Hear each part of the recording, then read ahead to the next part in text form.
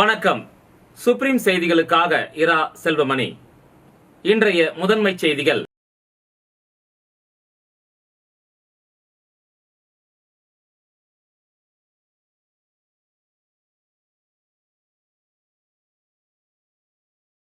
தியாகிகள் தினத்தை முன்னிட்டு புதுச்சேரியில் உள்ள நினைவிடத்தில் பல்வேறு தொழிற்சங்கத்தினர் மலர் வளையம் வைத்து மரியாதை செலுத்தினர். புதுச்சேரியில் எய்ட்ஸ் குறித்து நடத்தப்பட்ட விழிப்புணர்வு மாரத்தான் போட்டியில் 500க்கும் மேற்பட்ட மாணவர்கள் ஆர்வமுடன் பங்கேற்றனர். புதுச்சேரியில் நலிவடைந்த ஆதிதிராவிடர் மற்றும் பழங்குடியின மக்களின் மேம்பாட்டு நிதியில் இருந்து கருவுற்ற மற்றும் பாலூட்டும் தாய்மார்களுக்கு உதவித்தொகையை முதலமைச்சர் ரங்கசாமி வழங்கினார். புதுச்சேரியில் நலிவடைந்த ஆதிதிராவிடர் மற்றும் பழங்குடியின மக்களின் மேம்பாட்டிற்காக புதுச்சேரி அரசு ஆதிதிராவிடர் நலம் மற்றும் பழங்குடியினர் நலத்துறையின் சார்பில் இந்த நிதியாண்டில் இதுவரை மொத்தம் 3,16,61,085 ரூபாய் நலத்திட்டங்களுக்கு வழங்கப்பட்டது. அதில் ஒரு திட்டமாக கருவுற்ற மற்றும் பாலூட்டும் தாய்மார்களுக்கு உதவித்தொகை வழங்கும் திட்டத்தின் கீழ் சுமார் 237 நபர்களுக்கு ரூபாய் 36.61 லட்சம் நிதியை மாண்புமிகு முதலமைச்சர் ரங்கசாமி அவர்கள் புதுச்சேரி சட்டப்பேரவையில் இன்று வழங்கினார். சட்டப்பேரவைத் தலைவர் செல்வம், சட்டமன்ற உறுப்பினர் சிவா, துறை இயக்குனர் இளங்கோவன், கண்காணிப்பாளர் வேல்முருகன், லெபாஸ் மற்றும் துறை ஊழியர்கள் இந்த நிகழ்ச்சியின் போது உடன் இருந்தனர். தியாகிகள் தினத்தை முன்னிட்டு புதுச்சேரியில் உள்ள நினைவிடத்தில் பல்வேறு தொழிற்சங்கத்தினர் மலர் வளையம் வைத்து மரியாதை செலுத்தினர். கடந்த 1936ஆம் ஆண்டு ஜூலை 30ஆம் தேதி அன்று 8 மணி நேர வேலை கேட்டு புதுச்சேரியில் பஞ்சாலை தொழிலாளர்கள் போராட்டத்தில் ஈடுபட்டனர். அப்பொழுது போராட்டத்தில் ஈடுபட்ட தொழிலாளர்கள் மீது பிரெஞ்சு ராணுவத்தினர் துப்பாக்கி சூடு நடத்தினர். இதில் 12 தொழிலாளர்கள் உயிரிழந்தனர். மேலும் தொழிலாளர்களின் போராட்டம் காரணமாக 8 மணி நேர வேலையும் உரிமையும் வழங்கப்பட்டது. இந்த நிலையில் ஆசிய கண்டத்திலேயே முதலில் புதுச்சேரி மண்ணில் 8 மணி நேர வேலை செய்யும் உரிமை வழங்கப்பட்டது. தொழிற்சங்கம் அமைக்கும் உரிமை, சம வேலைக்கு சம ஊதியம் பெறப்பட்ட இந்த தினத்தை தியாகங்களை தினமாக தொழிற்சங்கம் சார்பில் அனுசரிக்கப்பட்டு வருகிறது. அதன்படி ஜூலை 30 தியாகிகள் தினத்தை முன்னிட்டு புதுச்சேரி கடலூர் சாலையில் உள்ள தியாகிகள் நினைவிடம் அலங்கரித்து வைக்கப்பட்டது. ஏஐடியூசி தொழிற்சங்கத்தினர் ஊர்வலமாக வந்து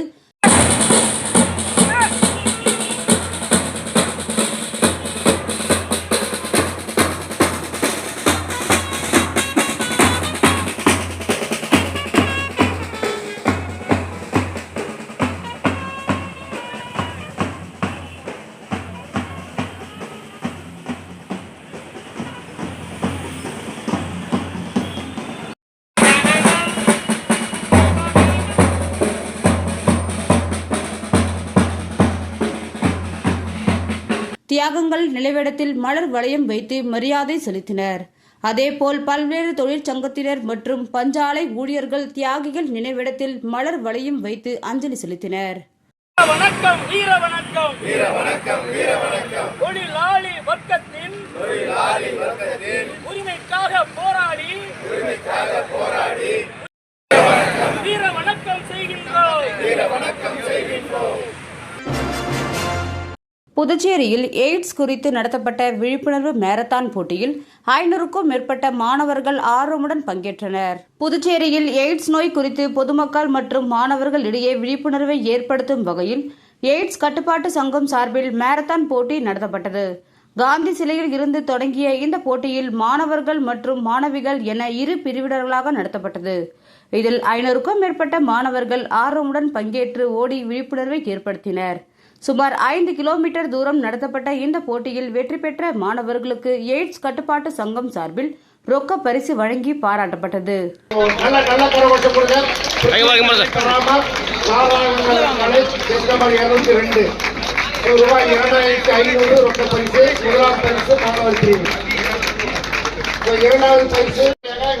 ஆறுதல் பரிசு திரும்ப வழங்கப்படும். பெண்கள் முதல் பரிசாக 4,000, 2,000 பரிசாக பெறுகிறார். 3வது பரிசாக 200. புதுச்சேரி அரசின் பல்வேறு துறைகள் மூலம் செயல்படுத்தப்படும் சாலை பாதுகாப்பு மற்றும் உள்கட்டமைப்பு வசதிகளை மேம்படுத்தும் விதமாக ஆட்சியர் தலைமையில் ஆலோசனை கூட்டம் நடைபெற்றது. முக்கிய துறைகளான காவல்துறை, பொதுப்பணித்துறை, வருவாய்த்துறை, நகராட்சி நிர்வாகம், உள்ளாட்சித்துறை, ஸ்மார்ட் சிட்டி நிர்வாகம், கல்வித்துறை, மின்துறை உள்ளிட்ட துறை அதிகாரிகளுடன் இந்த ஆலோசனைக் கூட்டம் மாவட்ட ஆட்சியர் வளாகத்தில் நடைபெற்றது. இந்த கூட்டத்தில் சாலை மேம்பாட்டு மற்றும் போக்குவரத்து நெரிசலை கட்டுப்படுத்த புதுச்சேரியின் பல்வேறு பகுதிகளில் நடைபெற்று வரும் பணிகள் மற்றும் நடைபெற வேண்டிய பணிகள் குறித்து ஒவ்வொரு துறையாக மாவட்ட ஆட்சியர் அவர்கள் கேட்டறிந்தார். கூட்டம் அதிகம் ஏற்படும் உட்சாலை சந்திப்புகளில் ஸ்பீட் பிரேக்கர்களை ஏற்படுத்தி பொதுமக்களுக்கு தெரியும் வகையில் வண்ணம் பூசி ஸ்டிக்கர்கள் ஒட்டி பராமரிக்க வேண்டும் என ஆட்சியர் கேட்டுக்கொண்டார். மேலும் பள்ளி மற்றும் கல்லூரி மாணவ மாணவிகள் விபத்தின்றி வாகனங்களில் சென்று வர காவல்துறை முழு ஒத்துழைப்பு அளிக்க வேண்டும் எனவும், சாலை ஓரங்களில் பொதுமக்களுக்கு இடையூறாக வைக்கப்பட்டுள்ள தள்ளுவண்டி கடைகளை ஒழுங்குபடுத்த வேண்டும் எனவும், அனுமதியின்றி இயங்கும் கட்டணத்துடன் செயல்படும் இருசக்கர வாகன வண்டிகள் மீது நடவடிக்கை எடுக்க வேண்டும் எனவும், ஆட்டோ ஸ்டாண்டுகள் பொதுமக்களுக்கு பாதிப்பு ஏற்படாமல் சாலை ஓரங்களில் நிறுத்த வேண்டும் எனவும், லாரி உள்ளிட்ட கனரக வாகனங்கள் பள்ளி நேரத்தில் பயணிப்பதை தவிர்க்க வேண்டும் எனவும் ஆட்சியர் அவர்கள் சம்பந்தப்பட்ட துறை அதிகாரிகளை கேட்டுக்கொண்டார். மேலும் கடலூர் சாலைகளில் போக்குவரத்திற்கு இடையூறாக சாலையின் ஓரத்தில் உள்ள மின் கம்பங்களை அகற்றி அதை மாற்று இடத்தில் பொருத்தவும், மரப்பாலம் முதல் படகு குழுமம் வரை உள்ள சாலைகளில் அதிகப்படியான மின் விளக்குகளை ஏற்படுத்தி தர வேண்டியும் கேட்டுக்கொண்டார். மேலும் நேரு வீதியில் அமைந்துள்ள போக்குவரத்து காவல்துறை அலுவலகம் எதிரே நிறுத்தி வைக்கப்பட்டுள்ள இருசக்கர வாகனங்களை பொதுமக்களுக்கு பாதிப்பு இல்லாமல் வேறு இடத்தில் நிறுத்த வேண்டும் என ஆட்சியர் காவல்துறையை கேட்டுக்கொண்டார். மேலும் புதியதாக கட்டப்பட்டுள்ள பேருந்து நிலையத்தில் போலீஸ் பூத் அறை விரைவில் அமைக்கவும் வலியுறுத்தினார். மேலும் புதுச்சேரி அரசின் அனுமதி இல்லாமல் பொதுமக்களுக்கு இடையூறு ஏற்படுத்தும் வகையில் சாலைகளில் வைக்கப்பட்டுள்ள பேனர்களை பொதுப்பணித்துறை, காவல்துறை, நகராட்சி நிர்வாகம் ஆகிய துறைகள் இணைந்து அப்புறப்படுத்தும்படியும் சம்பந்தப்பட்ட துறை அதிகாரிகளை ஆட்சியர் கேட்டுக்கொண்டார். சாலை பாதுகாப்பு கமிட்டியில் போதுமான நிதி உள்ளதால் அதனை பயன்படுத்தி சாலை மேம்பாட்டு பணிகளை மேற்கொள்ளுமாறு அனைத்து துறை அதிகாரிகளையும் ஆட்சியர் அறிவுறுத்தினார். புதுச்சேரி அரசின் சாலை போக்குவரத்து கழக ஒப்பந்த ஊழியர்கள் பணி நிரந்தரம் செய்ய கோரியும், நிரந்தர ஊழியர்களுக்கு 7வது ஊதிய குழுவின் பரிந்துரையை அமல்படுத்த வலியுறுத்தியும் ஒட்டுமொத்த ஊழியர்களும் அரசு பேருந்துகளை இயக்காமல் 3வது நாளாக வேலைநிறுத்த போராட்டத்தை தொடர்ந்து வருகின்றனர். நேற்று 2வது நாளாக பேருந்துகளை பணி முனைகளில் நிறுத்தி தங்களது போராட்டத்தை தொடர்ந்து வந்த நிலையில் முதலமைச்சர் ரங்கசாமி அழைத்ததன் அடிப்படையில் ஊழியர்கள் சட்டமன்ற எதிர்க்கட்சித் தலைவர் சிவா முன்னிலையில் சட்டசபையில் பேச்சுவார்த்தை நடத்தப்பட்டது. அதில் ஒப்பந்த ஊழியர்களுக்கு ரூபாய் 10,000 ஊதிய உயர்வு அளிக்க வேண்டும் எனவும், நிரந்தர ஊழியர்களுக்கு 7வது ஊதியக்குழு பரிந்துரையை அமல்படுத்துவது தொடர்பாக பரிசீலிக்கப்படும் என முதல்வர் ரங்கசாமி ஊழியர்களிடம் உறுதியளித்தார். ஆனால் முதலமைச்சரின் உறுதிமொழியை ஏற்க மறுத்த ஊழியர்கள் தங்களை பணி நிரந்தரம் செய்யும் வரை வேலைநிறுத்த போராட்டத்தை தொடர்வது என முடிவு செய்தனர். இந்நிலையில் இன்று 3வது நாளாக ஊழியர்கள் பேருந்துகளை இயக்காமல் தொடர் வேலைநிறுத்த போராட்டத்தில் ஈடுபட்டு வருகின்றனர்.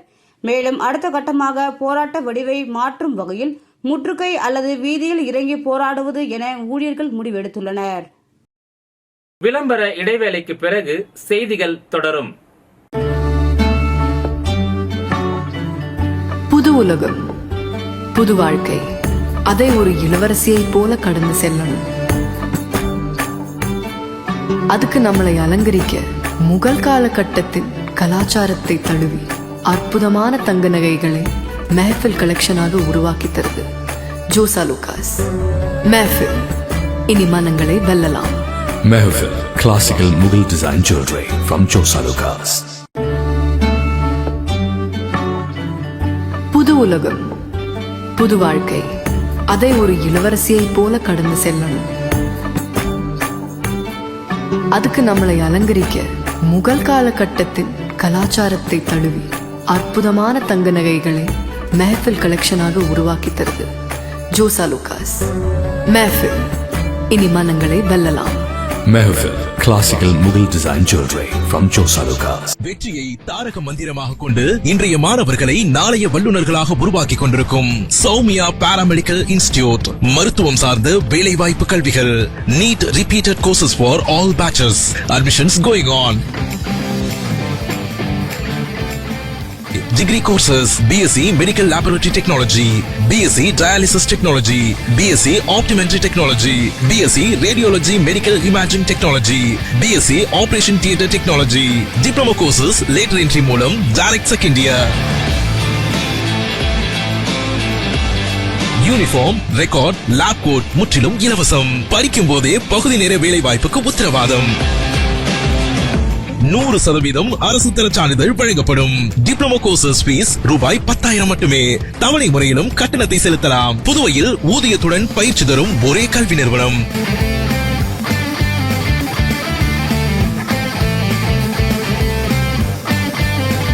நமது Soumya paramedical institute number 7 Koodapakkam main road, Villianur bypass, Puducherry. For contact 8220931846. புதுச்சேரியில் இயங்கி வரும் சாய்ராம் வித்யாலயா சிபிஎஸ்இ பள்ளியில் உலக இயற்கை பாதுகாப்பு நாள் மிக சிறப்பாக கொண்டாடப்பட்டது. சென்னை சாய்ராம் கல்வி குழுமத்தின் ஒரு அங்கமாக புதுச்சேரியில் இயங்கி வரும் சாய்ராம் வித்யாலயா சிபிஎஸ்இ பள்ளியில் உலக இயற்கை பாதுகாப்பு நாள் மிக சிறப்பாக கொண்டாடப்பட்டது. அன்று காலை பள்ளி வளாகத்தில் மாணவர்கள் மற்றும் பெற்றோர்கள் இணைந்து மூலிகை செடிகள் மற்றும் மரக்கன்றுகளை பள்ளியின் முதல்வர் முன்னிலையில் நட்டனர். அதைத் தொடர்ந்து பள்ளியின் முதல்வர், ஆசிரியர்கள் மற்றும் மாணவர்கள் இணைந்து புதுச்சேரி மாவட்ட ஆட்சியரான குலோத்துங்கன் அவர்களை சந்தித்து இயற்கை பாதுகாப்பு நாள் குறித்து பேசினர். பின்னர் பல்வேறு உலகளாவிய பிரச்சனைகளை நிவர்த்தி செய்ய வடிவமைக்கப்பட்ட சாய்ராமின் நிலையான வளர்ச்சி இலக்குகள் குறித்த உறுதிமொழியை மாவட்ட ஆட்சியர் ஏற்றுக்கொண்டார். மேலும் மரக்கன்றுகளையும் வழங்கினார். பின்னர் வில்லியனூர் வருவாய்த்துறையின் துணை ஆட்சியர் தெற்கு மற்றும் துணை மாவட்ட நீதிபதி குமரன் மற்றும் வில்லியனூர் நகராட்சி ஆணையர் ரவி, புதுச்சேரி காவலர் பயிற்சி பள்ளியின் கண்காணிப்பாளர் ரங்கநாதன் அவர்களையும் சந்தித்து சால்வை அணிவித்து கௌரவம் செய்த பின்னர் நிலையான வளர்ச்சி இலக்குகள் குறித்த உறுதிமொழி அட்டைகள் மற்றும் மரக்கன்றுகளை வழங்கினர். மேலும் சமூகத்திற்கு பெரிதும் பாடுபடும் போக்குவரத்து துறை காவலர்களை சந்தித்து அவர்களை கௌரவிக்கும் விதமாக குடை, கையுறை மற்றும் மரக்கன்றுகளையும் வழங்கினர். பொதுமக்களுக்கு சுற்றுச்சூழல் குறித்த விழிப்புணர்வு வழங்குமாறு பள்ளி மாணவர்களை வேண்டிக் கொண்டனர். இந்த விழாவிற்கான அனைத்து ஏற்பாடுகளையும் பள்ளியின் தாளாளர் சாய் பிரகாஷ் லியோ முத்து அவர்களின் ஆலோசனையின் பேரில் பள்ளியின் முதல்வர் முனைவர் சுதா சிறப்பாக செய்திருந்தார். விழா இனிதே நிறைவடைந்தது.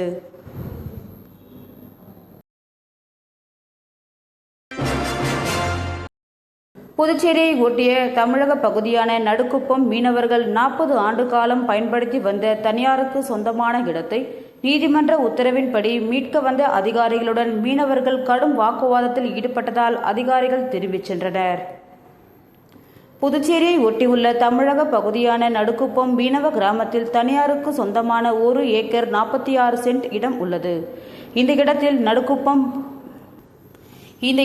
நடுக்குப்பத்தில் உள்ள மீனவர்கள் கடந்த 40 ஆண்டுகளுக்கும் மேலாக படகுகள் உள்ளிட்ட மீன்பிடி சாதனங்களை வைத்து தொழில் செய்து வருகின்றனர். இந்நிலையில் அந்த இடத்தின் உரிமையாளர் அன்ட்ரோ ஜோசப் சென்னை உயர்நீதிமன்றத்தில் தொடர்ந்த வழக்கை விசாரித்த நீதிமன்றம் இடத்தை மீட்டு உரிமையாளரிடம் ஒப்படைக்க வேண்டும் என்று மாவட்ட வருவாய் மற்றும் காவல்துறைக்கு உத்தரவிட்டது. அதன்படி இன்று நடுக்குப்பம் மீனவர் கிராமம் வந்த தாசில்தார் வித்யாதரன் மற்றும் கோட்டக்குப்பம் ஆய்வாளர் விஸ்வநாதன் தலைமையிலான அதிகாரிகள் மீனவர்கள் பயன்படுத்தி வந்த இடத்தை அளக்க முயன்றனர். இதற்கு எதிர்ப்பு தெரிவித்த மீனவர்கள் தாசில்தார் மற்றும் போலீசாருடன் கடுமையான வாக்குவாதத்தில் ஈடுபட்டனர். இதனால் சிறிது நேரம் பரபரப்பு நிலவியது. மேலும் நீதிமன்ற உத்தரவை காட்டி தாசில்தார் வித்யாதரன் விளக்கம் அளித்தார். ஆனாலும் அதனை ஏற்க மறுத்த மீனவர்கள் தொடர்ந்து அவர்களுடன் வாக்குவாதத்தில் ஈடுபட்டதால் அந்த இடத்தை அளக்க முடியாமல் அதிகாரிகள் மற்றும் போலீசார் திரும்பச் சென்றனர். இதனால் சிறிது நேரம் பரபரப்பு நிலவியது. இடம் தான் நாங்க யூஸ் பண்ணோம். அந்த இடம் என்றது இப்ப தனியார் இடம் என்றது அது எங்க ஊருக்கு சொந்தமான இடம், எங்க ஊருக்கார் வச்சிருந்த இடம். அவரு கொஞ்சம் மனநிலை சரியில்லாம அதை வித்துட்டாரு. அது வித்து குறைஞ்சது ஒரு 75 65 வித்துக்கிறாரு அந்த இடம். அது சொசைட்டில வித்துது. அதுல இருந்து இன்னைக்கு வரைக்கும் அது எங்க பராமரிப்புல தான் இருக்குது. அது நாங்க விற்கிறதுக்கோ இல்ல கோயில்ல மண்டபம் கட்டுறதுக்கோ எங்களுக்கு தனியா இருக்கு. அது பிளாட் போட்டு விற்கிறது எங்களுக்கு அது நோக்கமே கிடையாது. எங்களுக்கு வாழ்வாதாரம், எங்களுக்கு இடம் இல்லை. அந்த இடம் இல்லாத காரணத்தால தான் நாங்க அந்த இடத்த நாங்க கேட்கறோம். அது தயவு செய்து நீங்களாம் மீடியாவுக்கெல்லாம் சப்போர்ட் பண்ணி அதை ஏதாவது மேல் இடத்துக்கு அனுப்பி எங்களுக்கு அந்த இடத்த எங்களுக்கு வாங்கி தர மாதிரி மிக தாழ்மையுடன் கேட்டுக்கொள்கிறோம். 2025-2026 ஆண்டு அண்ணா கிராமம் ஒன்றிய குருவட்ட மைய அளவிலான தடகள போட்டிகள் நடைபெற்றது. இந்த போட்டியின் தொடக்க விழா கடலூர் அண்ணா விளையாட்டு அரங்கத்தில் நடைபெற்றது. விழாவிற்கு கடலூர் மாவட்ட கல்வி அலுவலர் இஸ்மாயில் அவர்கள் தலைமை தாங்கி விளையாட்டுப் போட்டியை தொடங்கி வைத்தார். அரசு மேல்நிலைப்பள்ளி தலைமை ஆசிரியர் திருமதி அன்னபூரணி அவர்கள் வரவேற்புரை நிகழ்த்தினார். சிறப்பு அழைப்பாளராக கடலூர் மாவட்ட உடற்கல்வி ஆய்வாளர் ராஜமாணிக்கம் அவர்கள் மற்றும் பணி நிறைவு பெற்ற தூக்குனாம்பாக்கம் அரசு மேல்நிலைப்பள்ளி உதவி கல்வி இயக்குனர் எஸ் ராஜேந்திரன் மேலும் கலந்து கொண்டனர். விளையாட்டு அறிக்கையை அண்ணா கிராம குறுவட்ட போட்டி செயலாளர் மற்றும் உடற்கல்வி ஆசிரியர் சுந்தரேசன் அவர்கள் வாசித்தார். விளையாட்டுப் போட்டிகளை அனைத்து அண்ணா கிராம குறுவட்டமாக உடற்கல்வி இயக்குனர் மற்றும் ஆசிரியர்கள் அனைவரும் நடத்தி கொடுத்தனர். சுமார் 700 மாணவர்கள் விளையாட்டுப் போட்டிகளில் கலந்து கொண்டனர். வெற்றி பெற்றவர்களுக்கு விருதுகள், சான்றிதழ் வழங்கப்பட்டது. நிறைவாக உடற்கல்வி ஆசிரியர் தனசேகரன் நன்றி உரையாற்றினார். திருச்சிற்றம்பலம் ஊராட்சிக்கு உட்பட்ட ஸ்ரீராம் நகரில் ஸ்ரீராம் நகர் மக்கள் விழிப்புணர்வு நலசங்கத்தின் தலைவர் அற்புதராஜ் அவர்களது 70வது ஆண்டு பிறந்தநாள் விழா சிறப்பாக கொண்டாடப்பட்டது. திருச்சிற்றம்பலம் ஊராட்சி மன்ற தலைவர் டாக்டர் வெங்கடேசன் அவர்களும் திருச்சிற்றம்பலம் ஊராட்சி மன்ற துணைத் தலைவர் குமார் அவர்களும் வார்டு உறுப்பினர் திருமதி மாலதி மற்றும் கணேசன் அவர்களும் இவர்களுடன் ஸ்ரீராம் நகர் சங்க நிர்வாகிகள் மற்றும் சங்க நண்பர்கள் மற்றும் ஸ்ரீராம் நகர மக்கள் அனைவரும் சங்க தலைவர் அவரது இல்லத்திற்கு சென்று சங்க தலைவர் அவர்களுக்கு பொன்னாடை போர்த்தி கேக் வெட்டி பிறந்தநாள் கொண்டாடப்பட்டது. வந்திருந்தவர்களுக்கு இனிப்புகள் வழங்கப்பட்டது. அற்புதராஜ் அவர்களின் 70வது பிறந்தநாளை முன்னிட்டு அவர் தலைமை ஏற்று நடத்தும் ஸ்ரீராம் நகர் மக்கள் விழிப்புணர்வு நலசங்கத்திற்கு அவர் ஞாபகார்த்தமாக 32 இன்ச் 80 சென்டிமீட்டர் LED கலர் தொலைக்காட்சி பெட்டியை சங்கத்திற்கு இலவசமாக வழங்கினார். இந்த நிகழ்ச்சியில் கலந்து கொண்ட சங்க தலைவர் அவர்கள் கௌரவித்தார்கள். இனிதே அவரது பிறந்தநாள் விழா கொண்டாடப்பட்டது. இந்த பிறந்தநாள் நிகழ்ச்சியை சங்க நிர்வாகிகள் ராஜீவ், பொன் செந்தில் குமரன், பால் வண்ணன், திவ்யா, பலராமன், ராமலிங்கம், ஜெயக்குமார், மேகநாதன், சந்திரன் உட்பட பலர் சிறப்பாக செய்திருந்தனர்.